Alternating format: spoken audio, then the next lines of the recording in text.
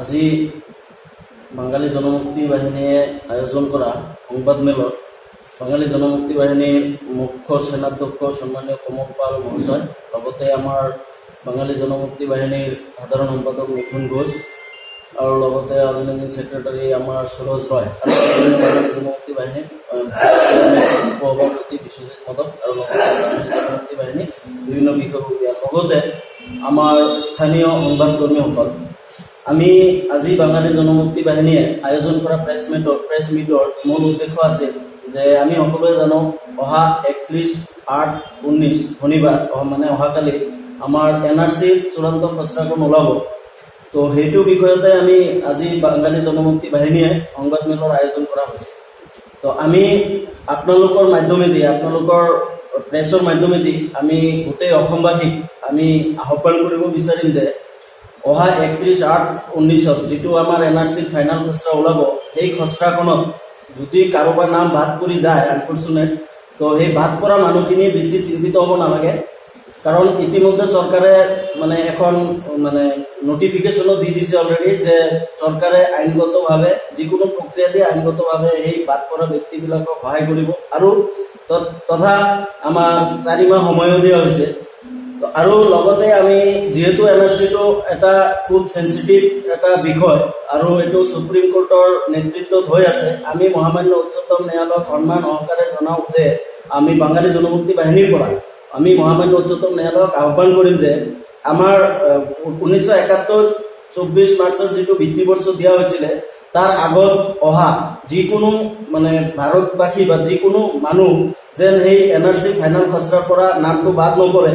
আৰু তাৰ লগে আমি আৰু এটা কথা কম যে আমি হিন্দুবোৰ এটা কথা আপোনালোকে চাব যে আমাৰ অখণ্ড ভাৰতখন দ্বিখণ্ডিত হৈছিল যদি একমাত্ৰ ধৰ্মৰ ভিত্তিত, তো ধৰ্মৰ ভিত্তিত অখণ্ড ভাৰতটো দ্বিখণ্ডিত হোৱাৰ পিছত আজি ভাৰতৰ পৰা দুটা দেশৰ সৃষ্টি হ'ল, এটা বাংলাদেশ এটা পাকিস্তান।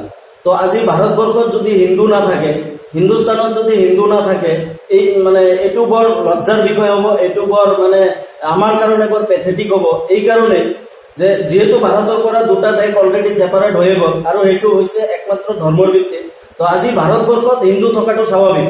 তো আমি চৰকাৰৰ দ্বাৰা আমি সুপ্ৰিম কোৰ্টক আমি মহামান্য উচ্চতম ন্যায়ালয়ক অনুৰোধ কৰিম যে আমাৰ হিন্দু শৰণাৰ্থী যিবোৰ আছে, প্ৰকৃত হিন্দু শৰণাৰ্থী 1971 চনৰ আগৰ 24 মাৰ্চৰ আগৰ আহা সেইটো বেলেগ কথা, সিহঁতৰতো নাম থাকিবই, তাত কোনো কুণ্ঠাবোধ নাই।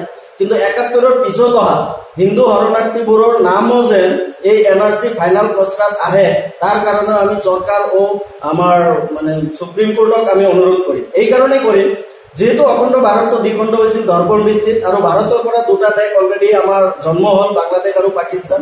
তো তাতে আমাৰ ক'বলগীয়া একো নাই, কিন্তু আমাৰ এইখিনিতে অলপ মানে ক'বলগীয়া আছে যে আমাৰ হিন্দুবোৰে যদি এই হিন্দুস্তানত মানে ভাৰতবৰ্ষত নাথাকে, সিহঁতে ক'ত থাকিব? তো এইটোই প্ৰেছ মিটৰ দ্বাৰা দি আমি চৰকাৰ ও উচ্চতম ন্যায়ালয়ক আমি আহ্বান কৰিম, লগতে অনুৰোধো কৰিম যে আমাৰ হিন্দু শৰণাৰ্থীবোৰৰ নামো যেন অহা 31/8/19 আহি যায়।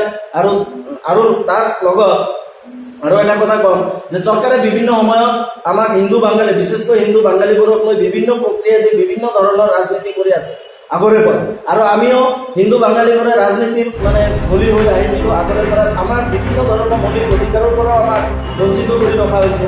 আৰু কিয়নো আজি চাব যে আমাৰ হিন্দু বাঙালীবোৰৰ যিকোনো এটা মানে নটিফিকেশ্যন আজি NSK চেণ্টাৰতে হওক বা যিকোনো ধৰণৰ মানে কাগজ পাতিবোৰ যিটো বেমেজালি আমাৰ মাজত কৰি আছে, সেইটো আমি বহলভাৱে ক'ব বিচৰা নাই, কাৰণ এইটো চবেই কৰ্ণপাত হৈছে অলৰেডি।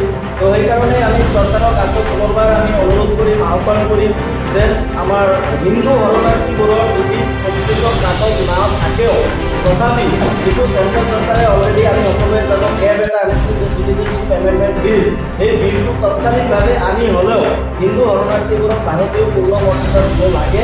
এইখিনি আমাৰ বাঙালী জনমুক্তি বাহিনীৰ তৰফৰ পৰা চৰকাৰ ও উচ্চতম ন্যায়ালয়ক আহ্বান।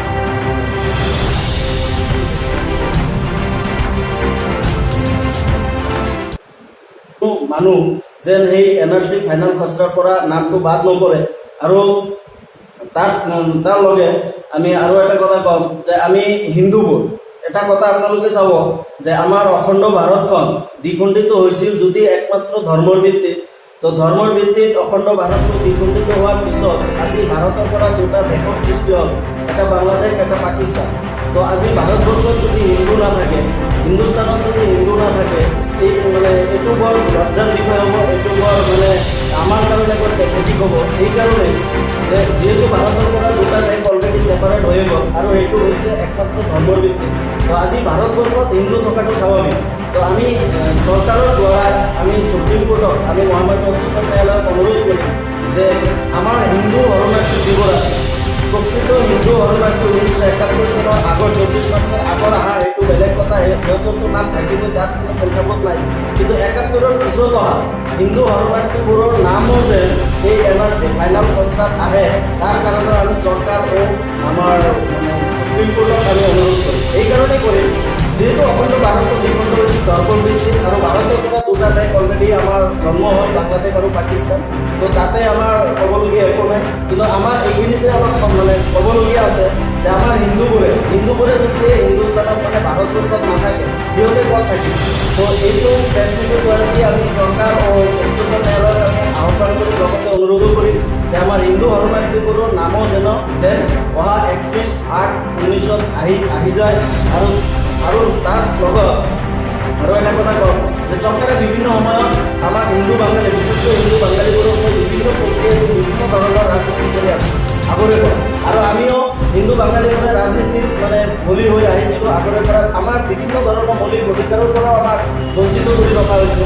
আৰু কিয়নো আজি চাব যে আমাৰ হিন্দু বাঙালীবোৰৰ যিকোনো এটা মানে নটিফিকেশ্যন আজি NSK চেণ্টাৰতে হওক বা যিকোনো ধৰণৰ মানে কাগজ পাতিবোৰ যিটো বেমেজালি আমাৰ মাজত কৰি আছে, সেইটো আমি বহলভাৱে ক'ব বিচৰা নাই, কাৰণ এইটো চবেই কৰ্ণপাত হৈছে অলৰেডি।